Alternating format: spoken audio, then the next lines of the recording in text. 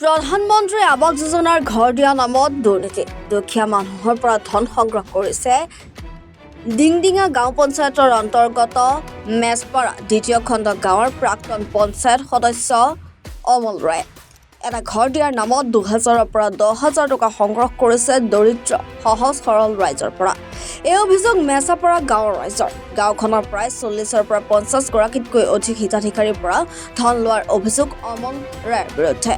কোচ ৰাজবংশী অধ্যুষিত সহজ সৰল ৰাজ্যৰ পৰা PMAY গৃহৰ দিয়াৰ প্ৰলোভনেৰে ধন লৈছে অমলে।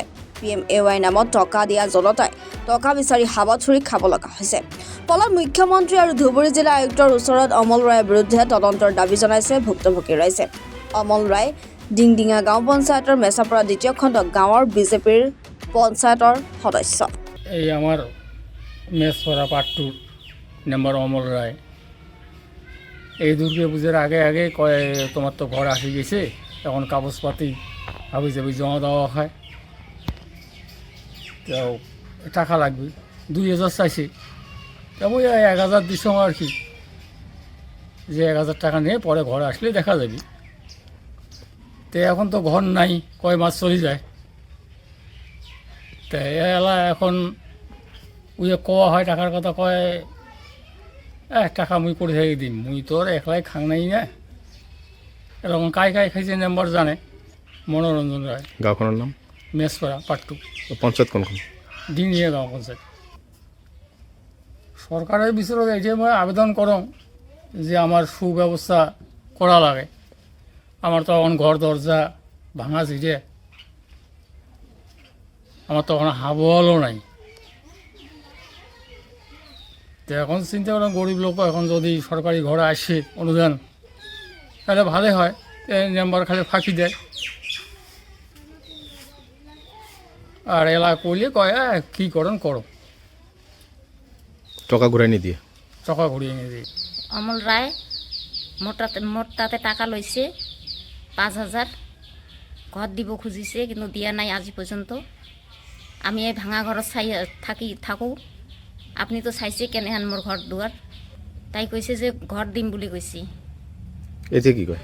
এতিয়া পইচা খুজিছোঁ মই, তাই কৈছে পইচা নাই, তোমাক ঘৰে দিম।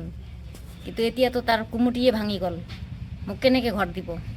এতিয়া মোক ঘৰ নালাগে, মোক পইচাই লাগে। যিমান পইচা লৈছে মোক ইমানেই লাগে। কোনে লৈছে টকাটো? অমলে লৈছে। অমল ৰায় কি হয়? তাই আমাৰ গাঁৱৰ মেম্বাৰ হয়। আপোনাৰ নাম? সোনিকা ৰায়। গাঁওখনৰ নাম? মেছপাড়া পঞ্চায়ত ডিংডিঙা। মোৰ ঘৰৰ অৱস্থা ভাল থাকলে আৰু মই আৰু নম্বৰ তাতে পইচা দি থাকোঁ না। আপোনাক কি কৈ পইচাটো লৈছে? তাই ঘৰ দিম বুলি কৈছে। তাই কৈছে মোক ৫,০০০ টাকা দিয়ক, মই পইচা ঘৰ আপোনাক দিম। আজি পৰ্যন্ত মোক দিয়া নাই। এতিয়া কিবা বিচাৰি আছে, আৰু মোৰ তাতে পইচা চাইছে ১০,০০০। কৈছে ১০,০০০ দিয়ক, আপোনাৰ ঘৰ এক সপ্তাহৰ ভিতৰতে সোমাই যাব। বিশ্ব শৰ্মাৰ কাষত মই আহ্বান জনাইছোঁ, এই অমল নাম্বাৰৰ যাতে বিহিত শাস্তি হয়। আমি দুখীয়া মানুহ, চাহ বাগানৰ কাম কৰি খাওঁ। এতিয়া মোৰ তাতে পইচা লৈছে ৫,০০০।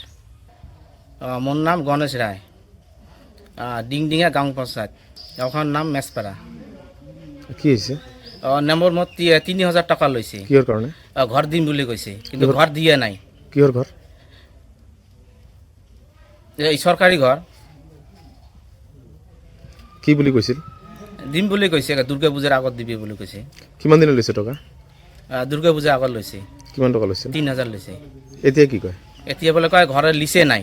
পাইছোঁ, দিয়া নাই, কয় মই একলা খাৱা নাই না। কোনে কোনে খাইছে বুলি কৈছে? ওইটো কয় নাই,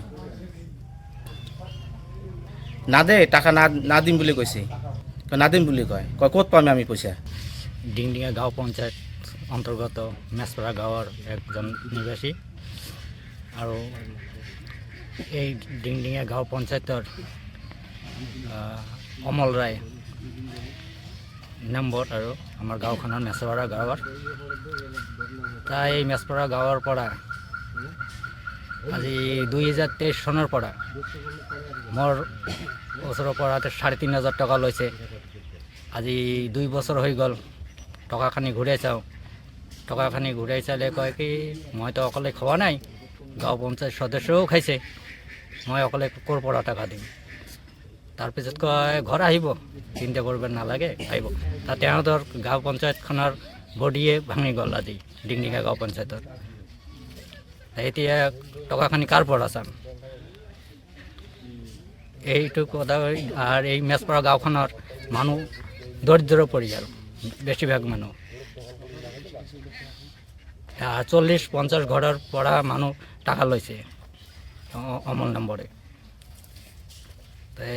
এই মানুহবিলাক আহিছে ইয়াত যে টাকাখানি ঘূৰাই দিব লাগে। মিডিয়াৰ যোগে এই মুখ্যমন্ত্ৰীৰ ওচৰত আহ্বান জনালোঁ যে এইটা অতি সোনকালে এইটা ব্যৱস্থা কৰিব লাগে ডিংডিঙা গাঁও পঞ্চায়তখনৰ। আৰু ধুবুৰী জিলাৰ আয়ুক্তক জনালোঁ যে মহাশয়ক যে অতি সোনকালে এইটো তদন্ত হ'ব লাগে। আৰু গাঁও পঞ্চায়তখনৰো লিষ্টবিলাক দেখিব লাগে, কাৰ কাৰ ঘৰ আছে নে নাই, ক'ত গ'ল ঘৰগলা। কিমান ঘৰৰ ময়ো পৰা এজন লৈছিলে? দুখীয়া, 40-50 ঘৰ লৈছে। কাৰোবাৰ 5,000, কাৰোবাৰ 3,000, কাৰোবাৰ 2,000 এনেকুৱা লৈছে। আৰু ঘৰ পালে আৰু 3,000 দিব লাগিব।